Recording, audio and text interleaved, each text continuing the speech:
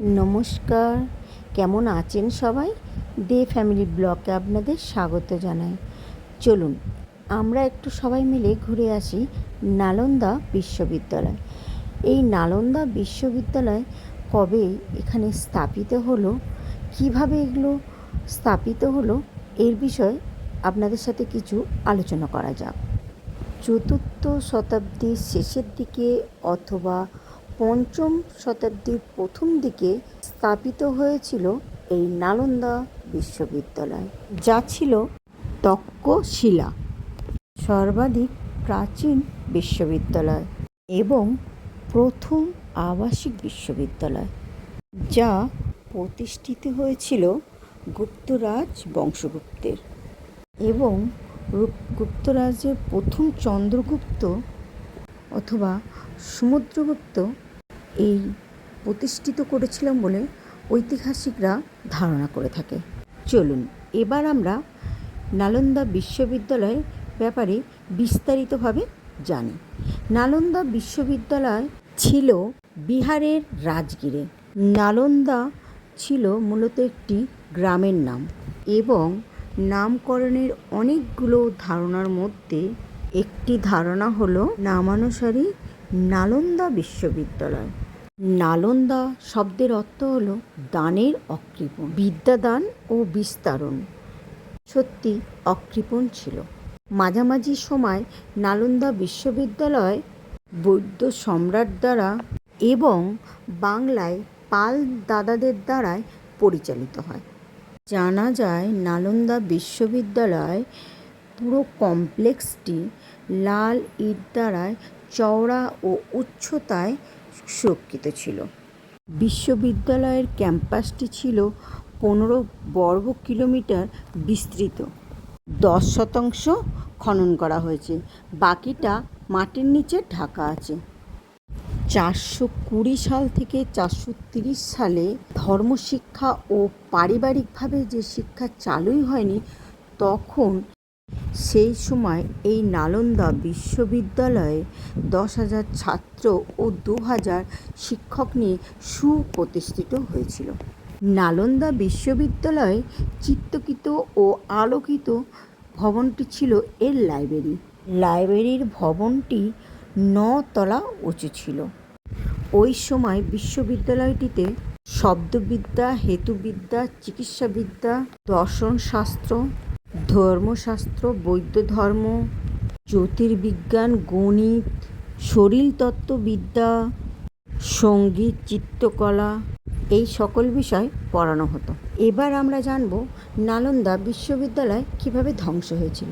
চলুন এই বিষয়ে কিছু আপনাদের সাথে আলোচনা করা যাক।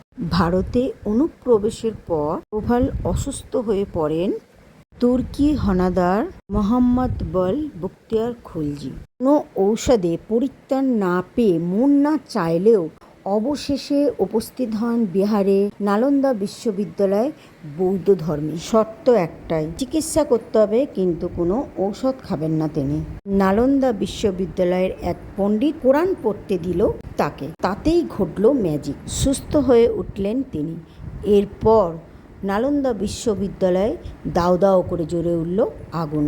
পুড়ে ভস্ম হয়ে গেল জ্ঞানের মহাসমুদ্র, পুড়ে গেল লক্ষ লক্ষ বই, রক্ত ঝরল পবিত্র মহাবিহারে।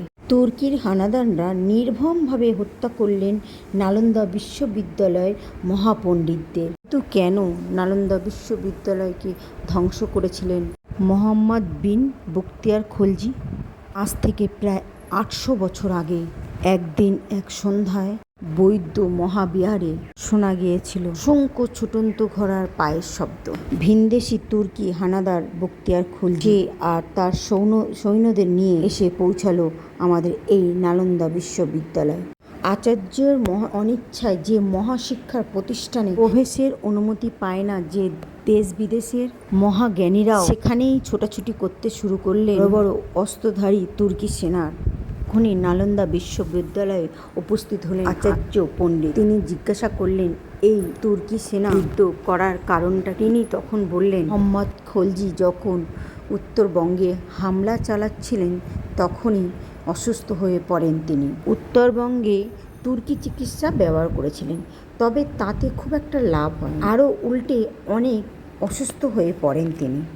উত্তর ভারতে এক রাজার কাছে তিনি জানতে পারেন নালন্দা বিশ্ববিদ্যালয়ে আয়ুর্বেদিক চিকিৎসার কথা।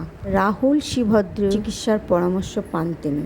তো প্রথম দিকে ভারতীয় চিকিৎসা নেওয়ার অস্বীকার করেন মোহাম্মদ খলজি, কারণ তিনি বিশ্বাস করতেন না ভারতীয় চিকিৎসা তুর্কি বেশি উৎকৃষ্ট।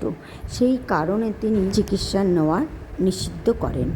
তারপর অবশেষে তিনি নালন্দা বিশ্ববিদ্যালয়ে এসে চিকিৎসা নেওয়ার পরামর্শ করেন পণ্ডিত রাহুল শ্রীভদ্রের কাছে। তখনকার দিনের মতন নালন্দা বিশ্ববিদ্যালয় শিক্ষা প্রতিষ্ঠান ভূভারতে ছিল না। কয়েকশো বছর ধরে কেবল ভারত নয়, ভিন দেশের ছাত্ররা এসে এখানে প্রতিষ্ঠা করতেন। মহাবিশ্ববিদ্যালয় অন্যতম গর্ব ছিল পাট্টাঘর, তার নাম ছিল ধর্মগঞ্জ। বিদ্যালয়ে 3টি বিশিষ্ট ভবন ছিল। ভবন 3টির মধ্যে প্রথমটির নাম ছিল রত্নসাগর, যার অর্থ রত্নের মহাসাগর। দ্বিতীয়টির নাম ছিল রত্নদধি, রত্নের মহাসাগর। তৃতীয়টির নাম ছিল রত্নরঞ্জক, যার অর্থ রত্ন খচিত। 1193 খ্রিস্টাব্দে তুর্কি যোদ্ধা বখতিয়ার খলজি সেনাবাহিনী নিয়ে আছড়ে পড়ল এই নালন্দা বিশ্ববিদ্যালয়। তৎক্ষণাৎ মোহাম্মদ খলজির আহ্বানে সেখানে গিয়ে পৌঁছায় পণ্ডিত রাহুল শ্রীভদ্র, যাতে নালন্দা বিশ্ববিদ্যালয় কোনো বিপদে না পড়ে। কিন্তু অত্যন্ত জেদি মোহাম্মদ খলজি এক শর্ত দিয়ে বসল যে ঔষধ না খেয়ে কিভাবে সুস্থ হওয়া যায়। এহানার সত্ত্বে দমলেন না রাহুল, কারণ না তুর্কি হেনাদারদের কোপ থেকে রক্ষা করতে হবে বৌদ্ধ মহাবিহারকে। একটু ভেবেচিন্তে একটা উপায় বের করলেন বৌদ্ধ মহাবিহারের আয়ুর্বেদ শাস্ত্রের পণ্ডিত রাহুল শ্রীভদ্র মোহাম্মদ খলজিকে কোরআন পড়তে দিলেন। আর তখনই ঘটে গেল এক চমৎকার ঘটনা। মোহাম্মদ খলজি নিজের অজান্তে জিভের ভিজে বইয়ের পাতা উল্টে ঔষধ নিজের পেটে প্রবেশ করলেন। আর তখনই ঘটে গেল চমৎকার ঘটনা।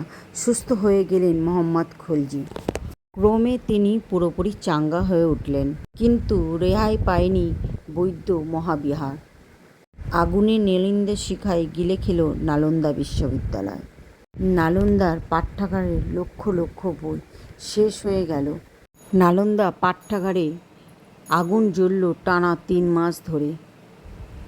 3 মাস পর নিভল নালন্দা বিশ্ববিদ্যালয়। ধ্বংস হয়ে গেল আমাদের ঐতিহ্য সমস্ত জিনিস।